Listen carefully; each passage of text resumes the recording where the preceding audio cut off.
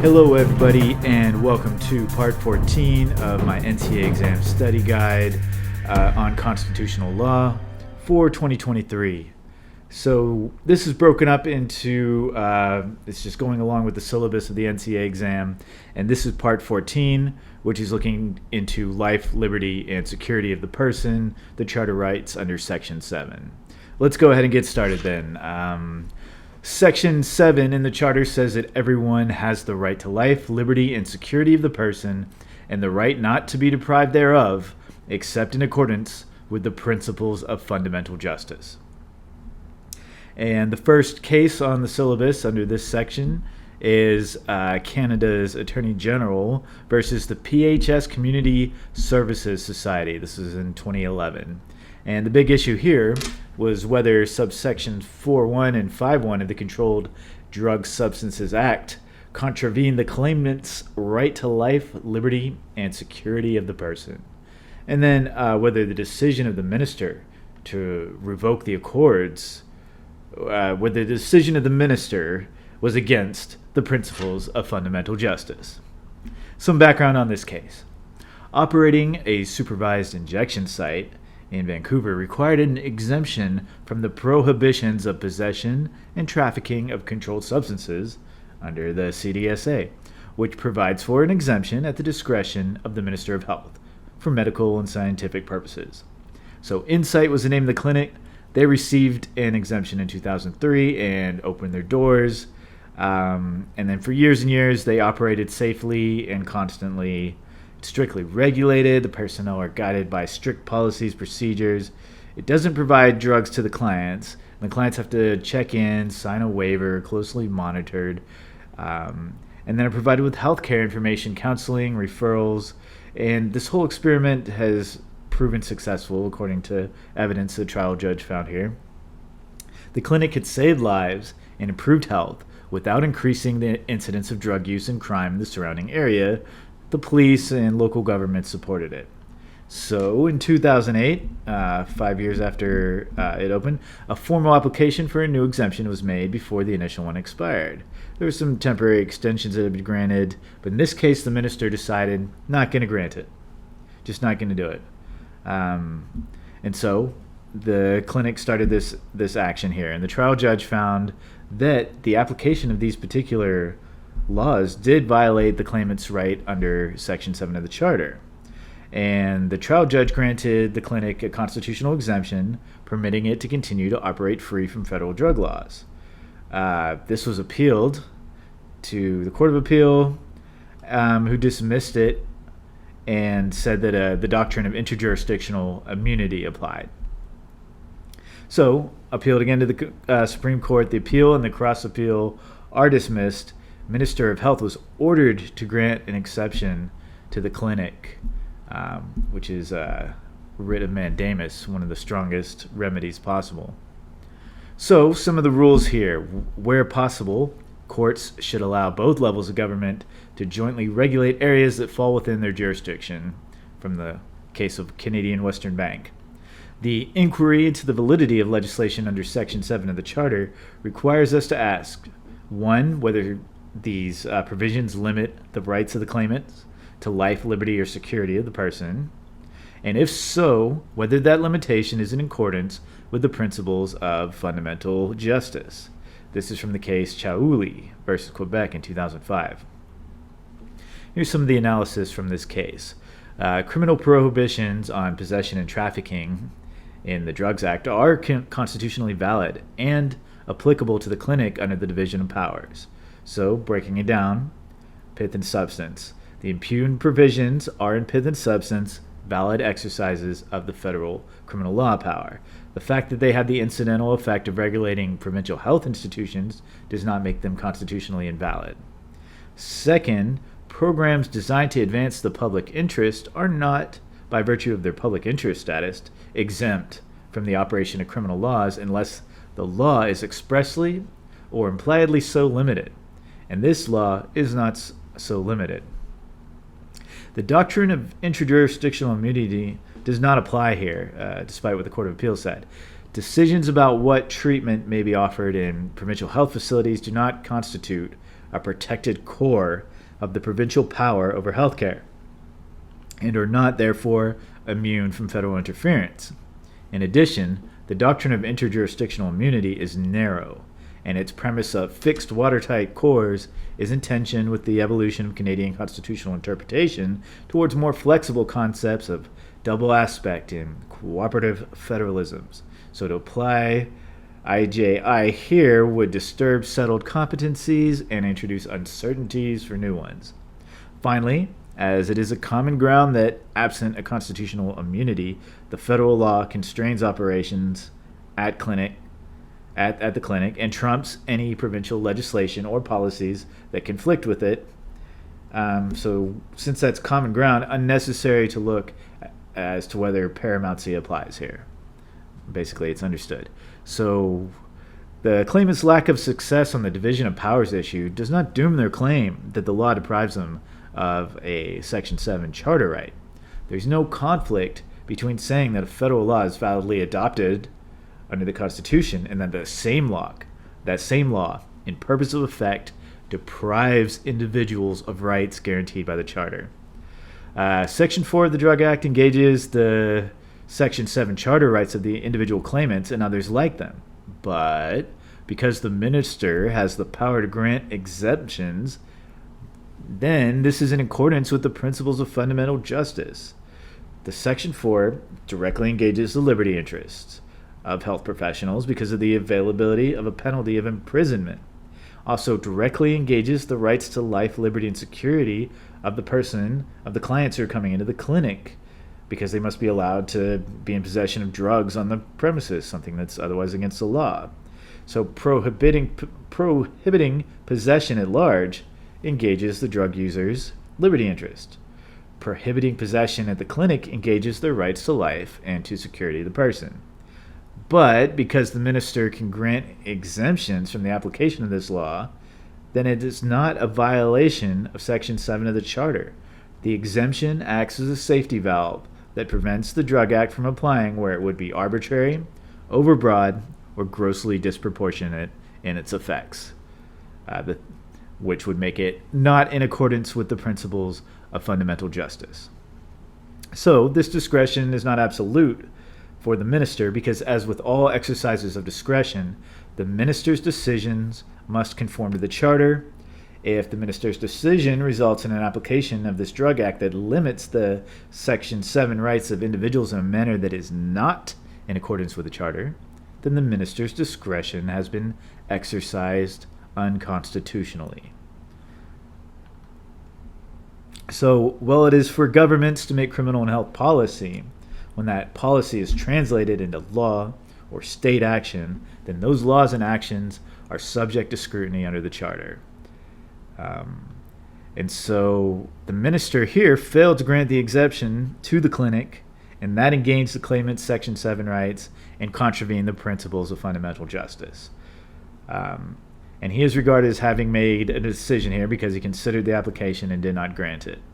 And his decision, but for the trial judge stepping in, would have prevented injection drug users from accessing the healthcare services offered by the clinic, and would have threatened their health and threatened their lives. And so that is definitely engaging their Section 7 interest and constitutes a limit on their Section 7 rights. So based on the information available to the minister, this limit is not in accordance with the principles of fundamental justice. As you can see, that's a whole analysis there. So it's arbitrary regardless of which test for arbitrariness is used, whether it be overbreadth arbitrariness or gross disproportionality, because it undermines the very purposes of the Drugs Act, the protection of health and public safety. They also add that it is also grossly disproportionate. During its 8 years of operation, the clinic has been proven to save lives with no discernible negative impact on public safety and health objectives of Canada. And so the effect of denying the services of the clinic to the population it serves, and the correlative increase in the risk of death and disease to injection drug users, is grossly disproportionate to any benefit that Canada might derive from presenting a uniform stance on the possession of narcotics. So if there were a Section 1 analysis required here, the Oakes test, no Section 1 justification could succeed. The goals of the Drugs Act are the maintenance and promotion of public health and safety. The minister's decision to refuse the exemption bears no relation to these objectives. Therefore, they couldn't justify and save this infringement of the complainant's Section 7 rights under a Section 1 analysis. Second case on the syllabus is Canada v. Bedford of 2013, and it's about prostitutes alleging impugned provisions of an act violate Section 7 security of the person's rights by preventing implementation of safety measures that could protect them from violent clients. These are actually sections of the criminal code itself that they're saying are violating their Section 7 rights. So the conclusion from this case from the Supreme Court that the three provisions that are impugned were primarily concerned with preventing public nuisance as well as the exploitation of prostitutes. They don't pass charter muster. They do infringe the Section 7 rights of prostitutes by depriving them of the security of the person in a manner that is not in accordance with the principles of fundamental justice. And they go into a very long and thorough Section 7 analysis, so let's join them here. The judge here first considers whether the applicants have established that the impugned laws impose limits on security of the person, thus engaging Section 7 of the Charter. After that, they're going to look to see, and they're going to look into the argument from the Attorney General that the laws do not cause the alleged harms. Finally, he's going to consider whether any limits on security of the person are in accordance with the principles of fundamental justice. So, number one, is security of the person engaged here? Are we imposing limits on the security of the person? So he's saying these body house provisions, which is what this is about, one of the three provisions, make it an offense to have prostitution in a house, basically, that is for the purpose of prostitution. And the applicants argue that these prohibitions, the body house one, the living on the avails of prostitution and communicating in public for the purposes of prostitution, heighten the risk that they're facing in prostitution, which prostitution is actually legal. Application judge found that the evidence supported this, and the Court of Appeal agreed here. The prohibitions at issue do not merely impose conditions on how prostitutes operate. They go a critical step further by imposing dangerous conditions. They prevent people engaged in a risky but legal activity from taking steps to protect themselves from the risks. So the body house prohibition prevents resort to safe houses to which prostitutes working on the street can take clients.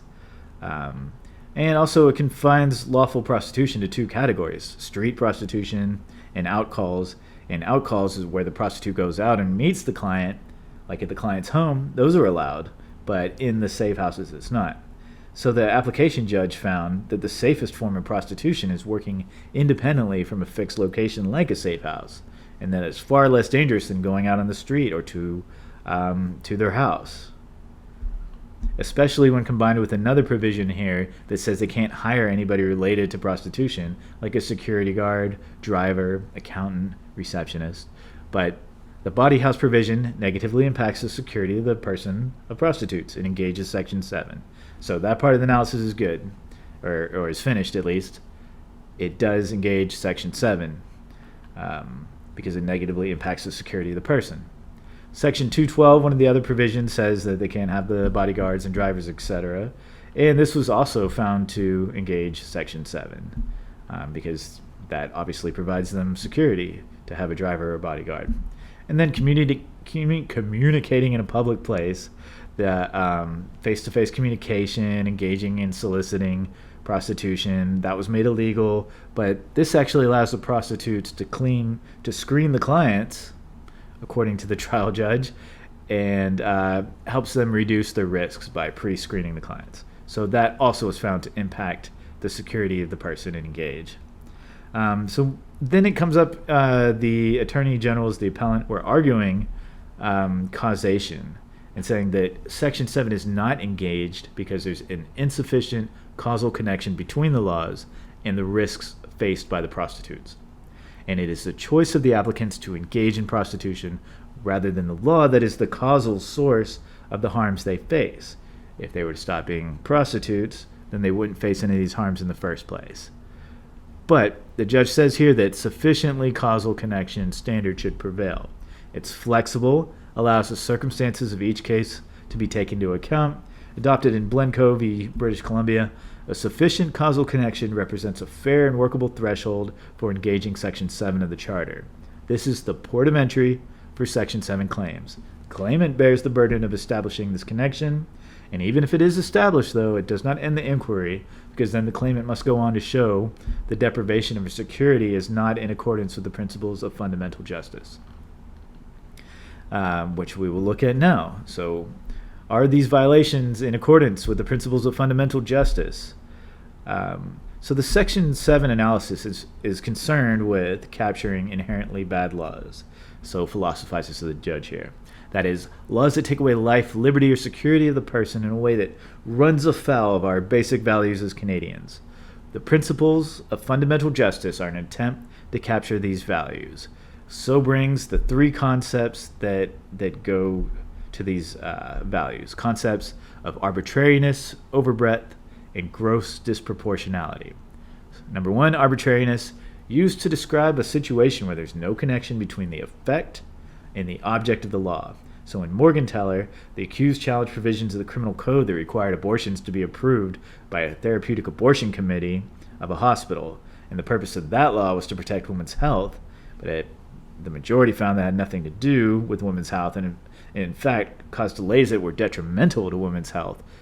Therefore, the law violated basic values because the effect of the law actually contravened the objective of the law. This is in later cases, this was interpreted as the arbitrariness analysis. Most recently, in the case we just briefed in PHS, this court found that the minister's decision not to extend a safe injection site's exemption from the drug possession laws was arbitrary. Second standard, overbreadth. The law goes too far, interferes with some conduct that bears no connection to its objective. So in a case called Haywood in 1994, an accused challenged a vagrancy law that prohibited offenders convicted of listed offenses from loitering in public parks. So the law, which was aimed to protect children from sexual predators, was considered overbroad, considered some offenders did not constitute a danger to children, and it may apply to parks where children may not even be there. So overall was unrelated to its objective. The purpose of the provisions was to allow for the ongoing treatment or assessment of the accused in order for him to become eventually fit for trial. This was another case, Demers, and in this case, the court found that insofar as the law applied to permanently unfit accused who would never become fit to stand trial, the objective did not apply, and therefore the law was overbroad. Okay, finally we have grossly disproportionate to the state's objective. So in PHS, the case we just briefed, that court found that the minister's refusal to exempt the safe injection site from drug possession laws was not in accordance with the principles of fundamental justice, because the effect of denying health services and increasing the risk of death and disease of injection drug users was grossly disproportionate to the objectives of the drug possession laws, namely public health and safety. So some notes on these. Arbitrariness, overbreadth. The root question here, in this case at hand, and in every case, according to this judge, is whether the law is inherently bad because there is no connection, in whole or in part, between its effects and its purpose. So regardless of how the judge describes this lack of connection, that's the ultimate question. Does the evidence establish that the law violates basic norms because there is no connection between its effect and its purpose? And this needs to be determined on a case-by-case basis in light of the evidence. Then, gross proportionality goes to the other part here, that the law's effects on life, liberty, or security of the person are so grossly disproportionate to its purposes that they cannot rationally be supported. The rule against gross disproportionality only applies in extreme cases where the seriousness of the deprivation is totally out of sync with the objective of the measure. So this idea is captured by a hypothetical here, where in order to keep the streets clean, you get life imprisonment for spitting on the sidewalk. Grossly disproportionate. Some notes. Gross disproportionality under Section 7 of the Charter does not consider the beneficial effects of the law for society. It balances the negative effect on the individual against the purpose of the law. not against societal benefit that might flow from the law. And a grossly disproportionate effect on one single person is sufficient to violate the norm. And so the case contrasts this with a Section 1 analysis. Section 7 and Section 1 are asking different questions here. So the question under Section 7 is whether the law's negative effect on life, liberty, or security of the person is in accordance with the principles of fundamental justice. With respect to the principles of arbitrariness, overbreadth, and gross disproportionality, the specific questions are whether the law's purpose, taken at face value, is connected to its effects, and whether that negative effect, then, is grossly disproportionate to the law's purpose. That's a Section 7 analysis. Under Section 1, the question is different. It's whether the negative impact of a law on the rights of individuals is proportionate to the pressing and substantial goal of the law in furthering the public interest. The question of justification on the basis of an overarching public goal is at the heart of Section 1, but it plays no part in Section 7, which is concerned with the narrower question of whether the impugned laws infringes individual rights, as in it doesn't have to apply to everyone, even one person is enough. So, because the Section 1 question is whether the broader public interest justifies the infringement of individual rights, the law's goal must be pressing and substantial. The rational connection branch of the Section 1 analysis asks whether the law was a rational means for the legislature to pursue its objective. Minimal impairment asks whether the legislature could have designed a law that infringes rights to a lesser extent. It considers the legislature's reasonable alternatives. At the final stage of the Section 1 analysis, the court is required to weigh the negative impact of the law on people's rights against the beneficial impact of the law in terms of achieving its goal for the greater public good. And these impacts are judged both qualitatively and quantitatively. Unlike individual claimants, the Crown is well placed to call the social science and expert evidence required to justify the law's impact in terms of society as a whole. So by contrast, again, under Section 7, the claimant bears the burden of establishing that the law deprives her of life, liberty, or security of the person in a manner that is not connected to the law's object or in a manner that is grossly disproportionate to the law's object. The inquiry into the purpose of the law focuses on the nature of the object, not on its efficacy. The inquiry into the impact on life, liberty, or security of the person is not quantitative. For example, how many people were negatively impacted? No, but it's qualitative. An arbitrary, overbroad, or grossly disproportionate impact on one person suffices to establish a breach of Section 7. They note the possibility that the government could establish that a Section 7 violation is justified under Section 1 of the Charter cannot be discounted. It could happen. Presumably it would be rare. So a little bit more analysis against the facts now that we know what they're looking for. So the Supreme Court agreed with the lower courts that the objectives of the body house provision were to combat neighborhood disruption on disorder, to safeguard public health and safety, but the negative impact of the body house prohibition on the applicant's security of the person was grossly disproportionate to the objective.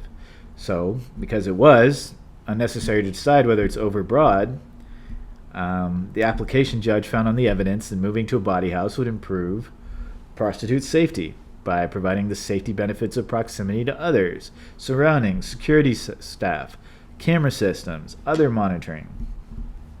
Balancing this against the evidence demonstrates that complaints about nuisance arising from indoor prostitution establishments are rare.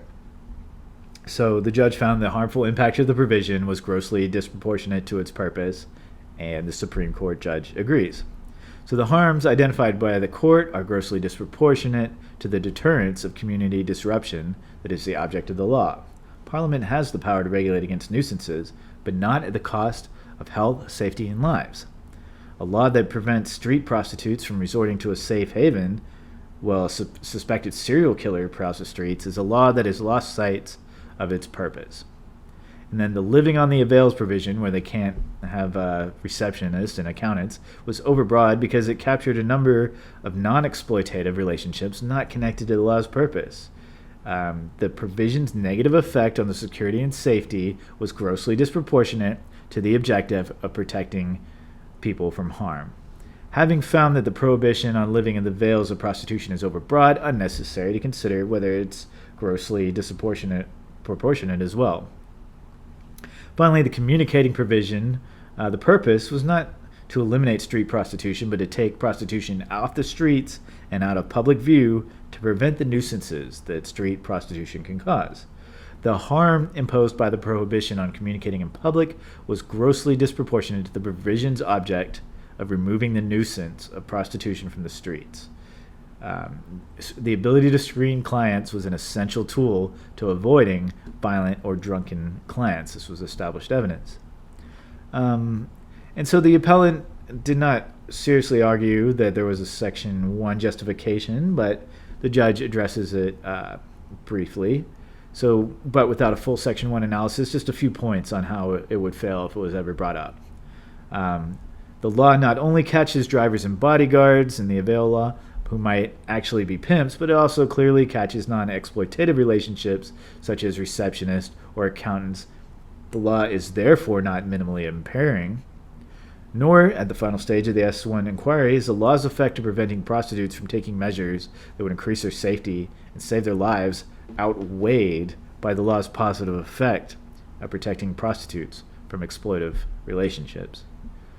So Section 1 fail. Final case here, Carter v. Canada in 2015. This is the most recent case, and it's about physician-assisted suicide. And so whether the criminal code provisions prohibiting physician-assisted dying infringe Section 7 of the Canadian Charter of Rights and Freedoms, and if so, whether this infringement would then be justifiable under a Section 1 analysis. So the background here. Section 241B of the Criminal Code says that everyone who aids or abets a person in committing suicide commits an indictable offense. And Section 14 says no person may consent to death being inflicted on them. Together, these provisions prohibit assisted suicide. So after the claimant was diagnosed with a fatal neurodegenerative disease in 2009, she challenged the constitutionality of the criminal code that prohibited assisted suicide. And the trial judge found that this prohibition did violate her Section 7 rights because she's a competent adult who was suffering intolerably as a result of grievous and irremediable medical condition, and concluded that this infringement is not justified under Section 1 of the Charter. The judge declared the prohibition unconstitutional, granted a 1-year suspension of invalidity for it, and provided the claimant with a constitutional exemption. This went to appeal, though. The government appealed it, and the Court of Appeal allowed the appeal, saying that the trial judge was bound to follow the court's decision in Rodriguez.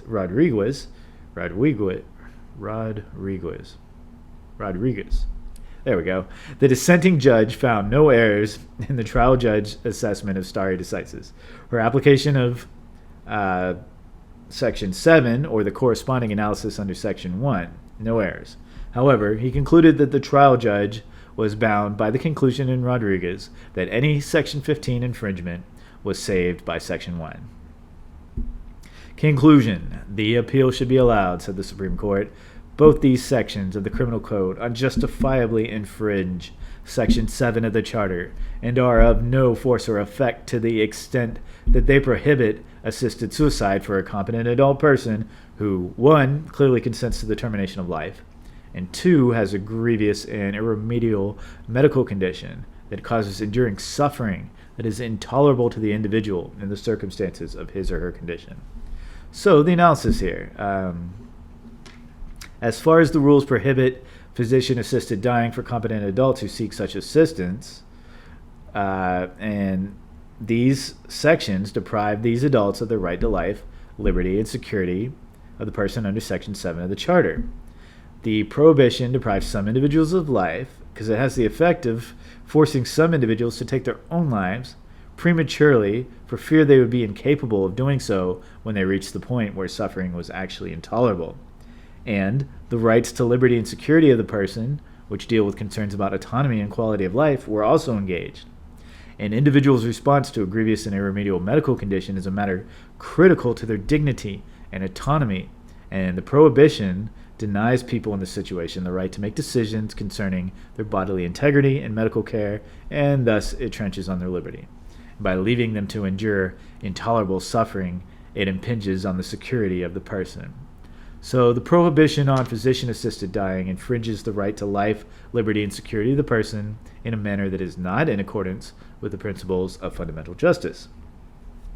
The object of the prohibition is not, broadly, to preserve life, whatever the circumstances, but more specifically, to protect vulnerable persons from being induced to commit suicide at a time of weakness.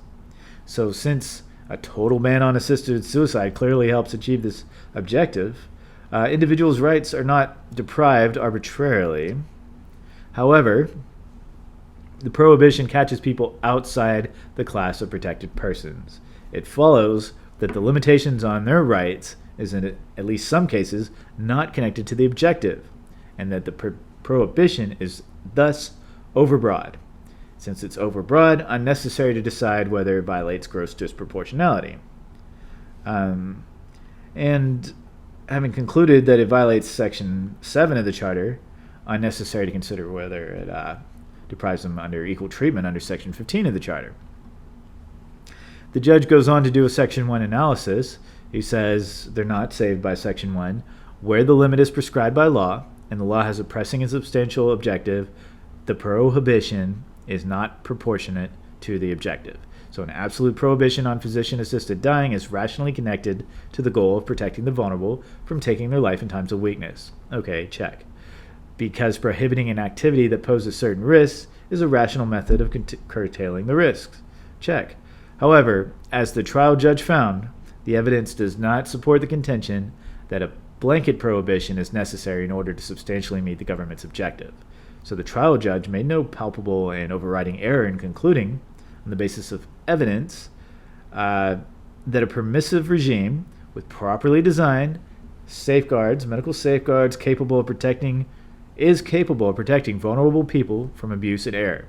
And it was also open to the judge to conclude that vulnerability can be assessed on an individual basis, using procedures that doctors apply in their assessment of informed consent and decisional capacity in the context of medical decision-making. So the absolute prohibition is therefore not minimally impairing, which is required to fall under Section 1 exemptions. Given this conclusion, it is not necessary to weigh the impacts of the law on protected rights against the beneficial effect of the law in terms of the greater public good. So no need to go to the final stage of the Section 1 analysis here, said the judge. Some notes. The trial judge was entitled to revisit the Supreme Court's decision in Rodriguez because trial courts may reconsider settled rulings of higher courts in two situations. One, where a new legal issue is raised, and two, whether there is a change in the circumstances or evidence that fundamentally shifts the perimeters of the debate. Here, the Supreme Court said both conditions were met. The argument before the trial judge involved a different legal conception of Section 7 than what was prevailing when Rodriguez was decided. In particular, the law relating to the principles of overbreadth and gross disproportionality had materially advanced since Rodriguez.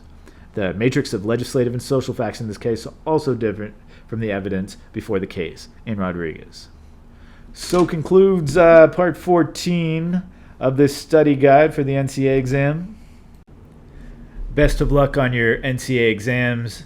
Please, if you got value out of this video, smash that like button, comment, subscribe.